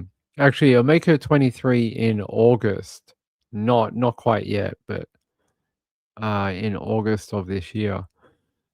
I don't know what to tell you, but yeah, they're saying here 3 bodies found near the town, and that all found in a similar composition to each other. So 33 I can jam with, but not 23. She does look a little older. She looks a little older. I agree.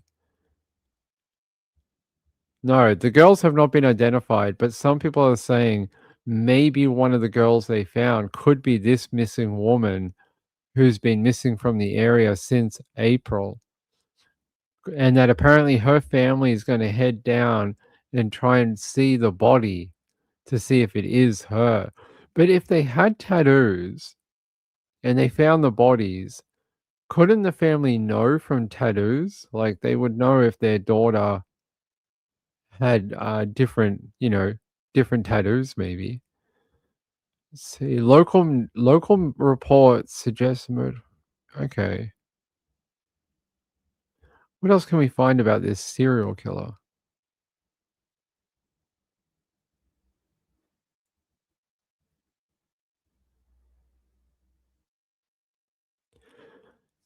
Interesting. Authorities are exploring the possibility that the victims were killed at an alternative location before their bodies were transported and dumped near the Pacific Coast enclave. There you go. They're saying that they were probably murdered at a different location. Yeah, there you go. We'll have to keep an eye on that. I've never heard of a Mexican serial killer before. It's not one that Ping knows about. All right. Kelly said, I forgot half my daughter's tattoos, but if they asked me, I would know. You would think the family would probably know, right? I would think so. But the family's heading down there this week to have a look at the body. So we'll see. If it is her, I reckon they will probably know. You know your daughter, you know you know what she looks like. Even in death, they would know. Um, Are they all Mexican nationals? That's another question. Are all 3 women Mexican nationals? Let me check.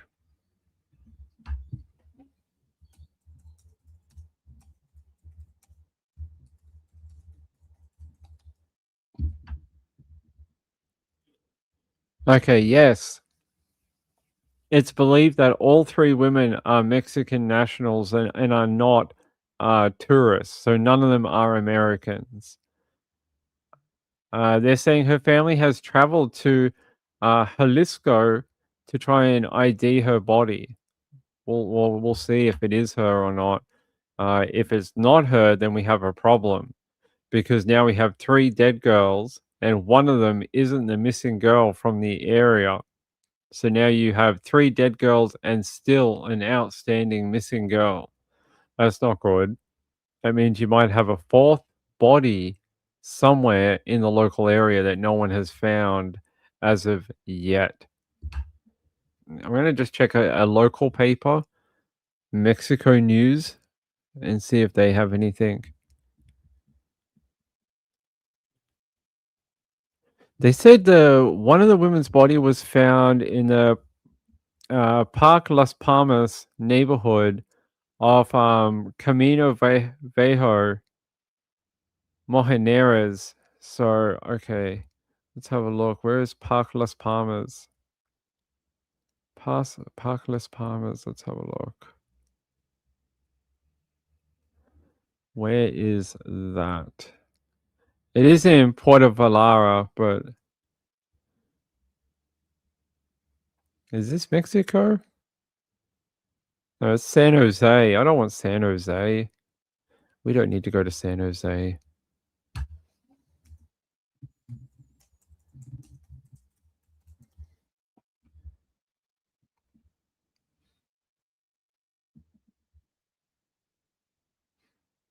Okay, this is the neighborhood right here. Okay. All right, I'm going to take you down to the neighborhood where they found the last body. So they found the body on a dirt road. Like right here, maybe? Are all the roads dirt in the neighborhood? Hold on. That might be the only dirt road in the neighborhood. The rest are paved. So there's also one over here. So she was either found like on a back road like this in the neighborhood. Let's go up. Or she was found like right here. Like there's a supermarket there. I mean, this is a pretty good place as any to dump a body. It's a pretty, you know, back area sort of looking all along here. You know, looks like a little bit of forest or something. A good place to hide a body, I'm guessing. So apparently the description I have though is this area is actually like it's not well to do, but it's got some money. Not a lot, but it's got money. It's not a poor area. I mean, by Mexican standards, not American, but it's got some money behind it. So to find a dead body in the back streets of this area, especially a female, is pretty weird. I reckon it's got to be here. I just have a funny feeling that this road here, you get trapped. It's not a good place for a killer because it's one road in, one road out, right? But right here, you pull in from this road, come down here, you dump a body, you go back through here, and you get on the main road and you're gone. And no one's probably going to see it happen. So I reckon it's probably somewhere here. So if they found her body just laying here, that's pretty awful, right? So that's where they found one of the girls. All right, let's have a look. Marlene said, I'm sure it happens often and the government keeps it quiet. No good for tourism. Well, you might be right about that. You could be right that it could be a tourism, you know, that's what pays the bills down there is American dollars and, you know, people traveling from outside of the area. So you guys might be 100% right. But I'll keep an eye on it. I'm interested to know if this family that's heading down there, whether they do end up identifying her, Elizabeth, as one of the victims. And if not, where do we go from there? Because we got a problem then. Yeah, let's put you out. There you go. There's another photo of Elizabeth. Interesting that if she is the third and final victim, how come we haven't heard anything about the first two? And why is there no reports of any two other women being missing? How come only her? Why is she the only one that's become public? Did no one report the other two missing? Do they not have family nearby? Lots of questions. Lots of questions. All right, let's have a look. Yep. All right. A bit of a short show tonight, ladies and gentlemen, but you know I love you all very much. Hey, Sean, thank you for the membership. I hope someone fun got it. You don't need to send it to me. They can say it in chat if they want. Kelly said, Rocky Point, Mexico is only like a 3.5 hour drive for me. Everyone goes there from Arizona for a quick beach trip. Interesting.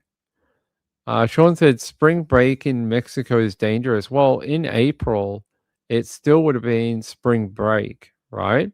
So maybe they got caught up in something during the influx of American tourists or something. Possible. Yeah, crazy stories, right? I will keep an eye on this Mexican one because I don't know if I've ever heard of a Mexican serial killer. Macy said the show just getting good. Let me just have a quick look. Because do you guys know of any? Off the top of your head, can you think of a Mexican serial killer? Like one that we would know in a Western country? Like someone in popular, true crime. I don't think I know of any.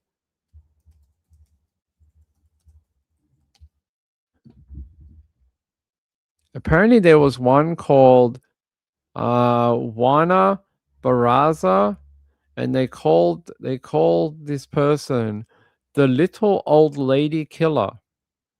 They reckon that they were convicted of at least 11 murders of little old ladies, but suspected of killing up to 42 elderly women in Mexico City between the late 1990s and 2005. Oh, it was a female. A female, not a male. Weird. A female that kills elderly women? Never heard of that's weird offending. Apparently, when she was sentenced after her court case, she was sentenced to 759 year in jail. 759 years. I don't think she's ever getting out. Whoa. There was another one called Andre Salas, and they were arrested in 2021 when authorities uncovered 3,700 plus bone fragments and personal items belonging to multiple victims in his home. He confessed to over 30 murders over a 20-year period. What? 3,700 or more bone fragments. I have never heard of this guy. Andre Salas. 3,000. He was a cannibal? Oh, apparently he was a cannibal. Known for like eating parts of his victim. Okay. They're saying here over a 30-year career, he's believed to have murdered between 30 and 54 women, with forensic teams excavating over 4,000 bone fragments from his property.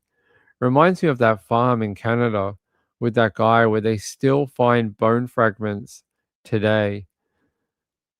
Brutal. I have never ever heard of this one. So there you go. There are, just like in every other country in the world, Mexican serial killers. Crazy. Let's share this page. Let's go here. Let's change it to English. They call Andreas a Mexican serial killer and butcher sentenced to life in prison for the murder of a woman named Reina, and for the he is the likely perpetrator of at least 19 to 30 other femicides and homicides. And they had 3,787 bone fragments were found in his home. He's accused of killing 19 people, 17 women, and 1 child and 1 man. Whoa. He served as the president of the Citizen Participation Council in his area, and he also worked for several years as a butcher at a slaughterhouse preparing meat for human consumption, which is one of the reasons why he had knowledge of how to dissect and cut up the bodies of victims. Ugh, brutal. So he had a thing about targeting women. In almost all cases, the victim had consumed an alcoholic beverage and then he murdered them by stabbing them. There you go. So he's received 147 years in prison, but he's also got a life sentence. So he's got life plus 147 years. So yeah, he's never getting out. There's apparently a documentary on him called Cannibal Total Outrage that you can watch on him. Brutal, yeah, really brutal. Can't say I've ever heard of that person, but yeah, 147 years plus life, just in case he's a vampire and comes back, right? Be out in no time. We'll see him again. Sean said South America have loads of superstitions and sacrifices if animals. Yeah, they do. They do. Lynn said, "Oh goody, I'll watch that before I go to sleep." I believe Lynn D that she will watch it. I can't wait. Brutal. Yeah, brutal. Yeah, SPO said, I think we might need to do a deep dive into quiet countries no one would ever expect. I think we should look more into some of these Mexican ones because they all seem very extreme. Hundreds of victims, 50 victims, cannibal in nature. They've got a lot of crazy stories. Gail said real crime doesn't bother me, but I can't watch horror movies. Some real crime is a horror movie. Yeah, the woman was the other one. Where is it? She is considered the little old lady killer, and she killed like 50 old ladies. Yeah, what's her name?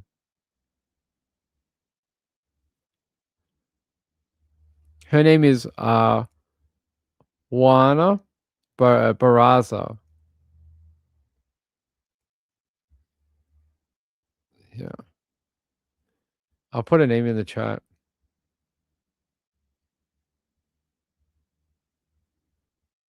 Probably pronouncing her name wrong. But yeah, that is her. She killed, like they're saying, between 30 and 50 old ladies. Juno? Yeah. So yeah, I don't know how you get away with that. And her killing spree lasted like decades. Decades. Yeah, here. She's a former professional wrestler, was convicted in 2008 of strangling at least 11 victims, though they suspect she has 42 victims, all of them elderly women in Mexico City between 1990s and 2005. They have some interesting tales like we do in our countries, it seems. There's a Netflix documentary on it, apparently. It's called Little Old Lady Killer. So if you want to find that, you can find that on Netflix, apparently.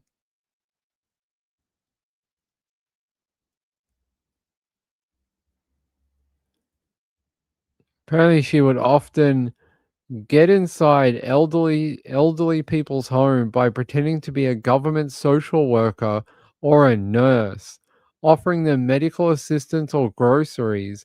Once inside their home, she would beat or strangle them, frequently with a stethoscope or telephone cords, and then rob their homes of valuables. That is like her MO. She was captured in January 25th, 2006, while fleeing the home of her last victim. And then she was sentenced to 759 years in prison. 759 years plus 17 days, just in case she makes it that long. So there you go. I don't know why you got 17 days, but just a little bit on top, a sprinkle on top. All right. I'm losing my voice, so I'm going to get out of here. Hey, I love you all so much. Thank you for hanging around all night. I have the best viewers in the world. You are the kindest people. I can't ask for better people to hang out with every single night and on this Memorial Day Monday. So I'll be back tomorrow for Tuesday. We'll have way more updates for you, and I will see you then. Good night, everyone. Bye.